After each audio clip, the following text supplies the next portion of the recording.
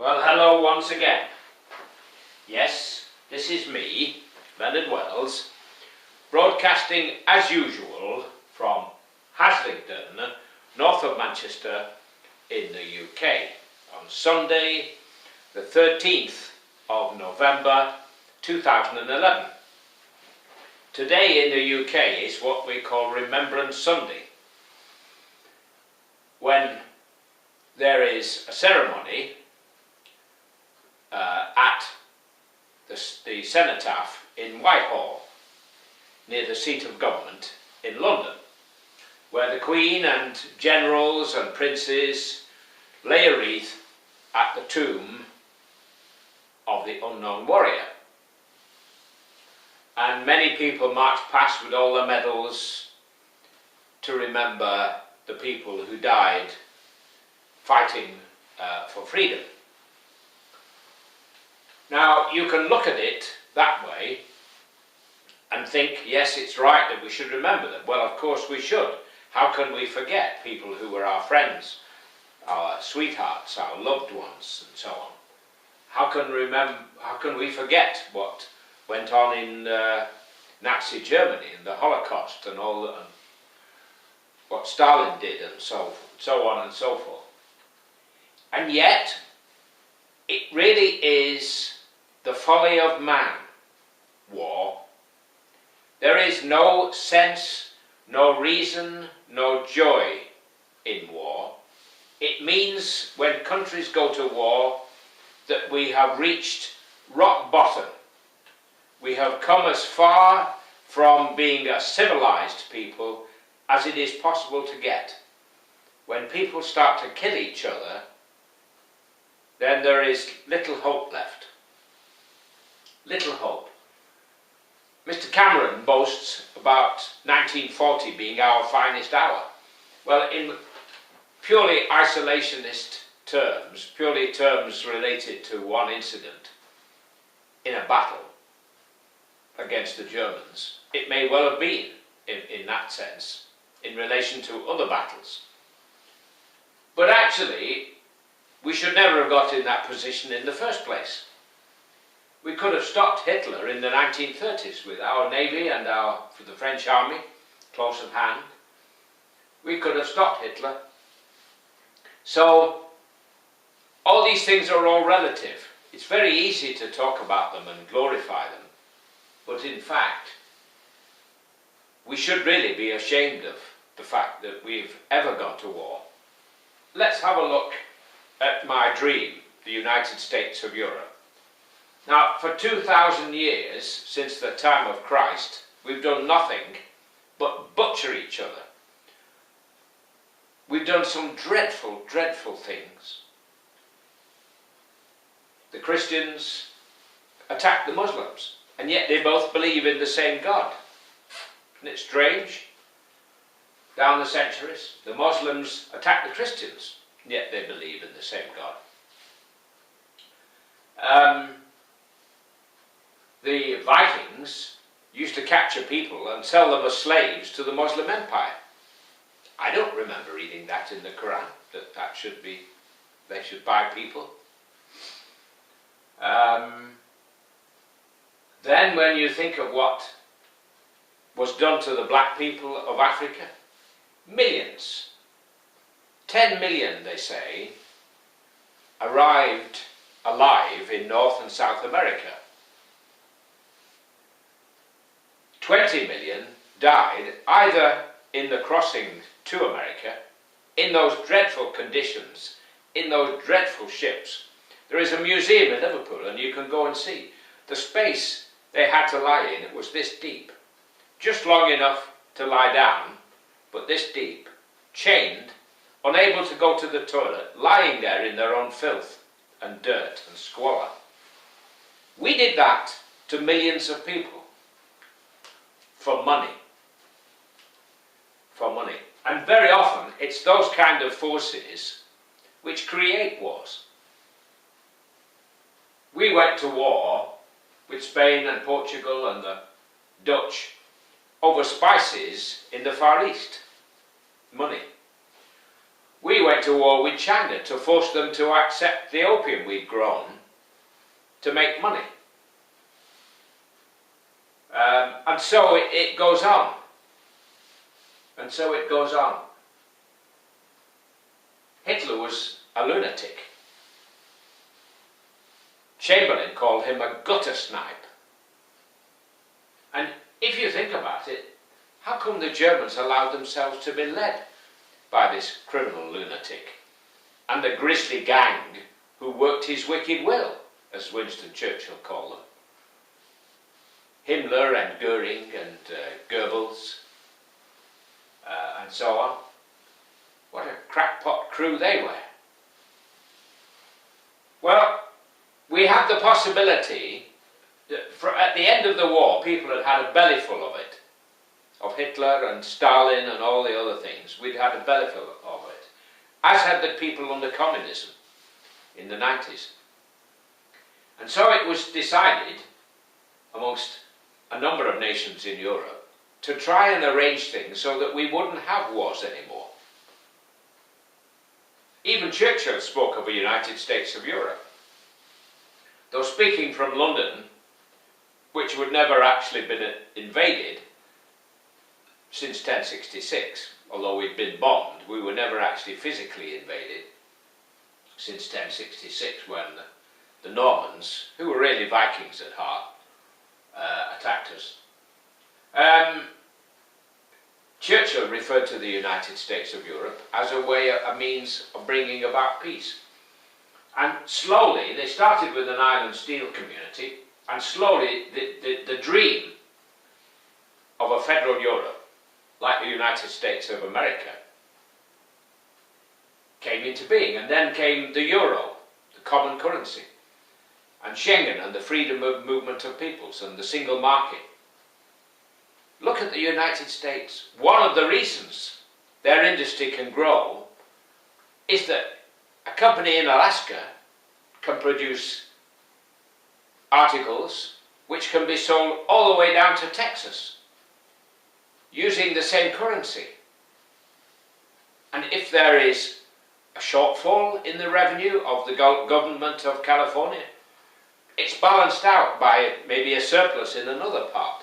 And because they have a common central bank and a common president, they're able to make those kinds of decisions. And this has been the problem in Europe. We've partly made the step towards a United States, but all kinds of snags crept up from the mind in the way. Like the British. We wanted to play ball and we wanted to play golf with them, but with a different sized ball. We're different, you know, because we had an empire, and we've got a queen and all this palaver. And for all kinds of reasons, we didn't want to get involved. But there is only one way to solve the problems of Europe, and that is to have a United States. We've already got a parliament and members of parliament, and we're paying them a fortune to go there. £180,000 a year MEPs get paid. And we vote them in. And we send them off to the European Parliament. But there is no European government as such, not properly. It's about time we had one. When all the countries that are not yet in, like Turkey, if we get Turkey in, then it's a bulwark against crazies like the Iranians and the Syrians and whatever. And if we can get the Ukraine and all the other countries and get everybody properly in, like the United Kingdom and Switzerland and Norway, and get everybody using the euro. I know everybody thinks it's a joke at the moment. Oh, it's going to collapse. Oh, this sort of business. Well, that's largely the media. There's an awful lot of so-called economists, what I call amateur experts, work for the BBC and the newspapers. And they have to churn out stories on a regular basis. Well, there's nothing easier than poking fun at somebody else's currency. But you want to see how the people of Europe see the United Kingdom from where they're sitting. We're sitting on the outside. shouting over the wall and making fun of them. Thinking with a kind of glee how much better we are. Yet when they started to form the iron and steel community in the 50s, we sent a representative who walked out laughing and said it would never work. And yet 10 years later we begged to join and were stopped by General de Gaulle. And eventually we did join. And we're slowly moving in that direction. The United States of America took even longer. They had a civil war. Well, effectively we had a civil war. It turned into a world war, mind you, but we had a civil war twice, fighting the Germans. These were sort of mainly wars on the continent. Forget the problem of communism for the moment, because hopefully that's gone away for the time being. Maybe one day Russia might want to join us. But if we can pull it off, we have the prospect of a golden age. For 2,000 years we can have peace. We can do all kinds of projects, give our children hope, and give everyone a good health, good education, good transport, the same currency, so you don't have to go paying banks commission every time you want to change your money, so you can cross the channel, and so on and so forth. Now the Scots are talking about pulling out of the United Kingdom. Well, it doesn't get us anywhere to start chopping ourselves up into smaller pieces.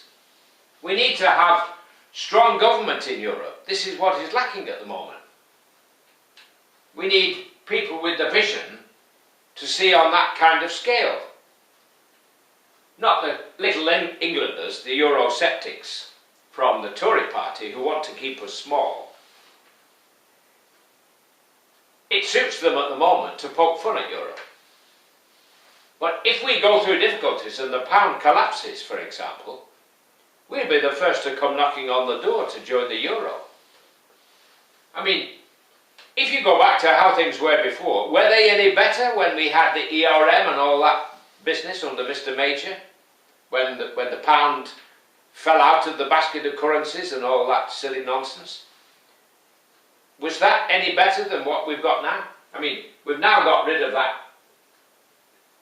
kinky clown Berlusconi, and we've got rid of the Greek Prime Minister, Papandreou. Fortunately, they choose names that we can pronounce. And they're now bringing in leaders who have an economic vision, an economic background. So, with a bit of luck, we'll solve the problem. When you're united, you can solve these kind of problems. Will it make any difference to have a United States of Europe? What problems will it bring about? It won't bring about any problems. It will solve so many problems. I mean, if we're already voting for members of Parliament for the European Parliament, is it much of another step to vote for a president? I mean, we don't vote for a queen because we keep the same title within that family, king or queen or whatever. But I think we should be able to vote our leaders, not leave it to one family, because everything about that looks to the past, not to the future.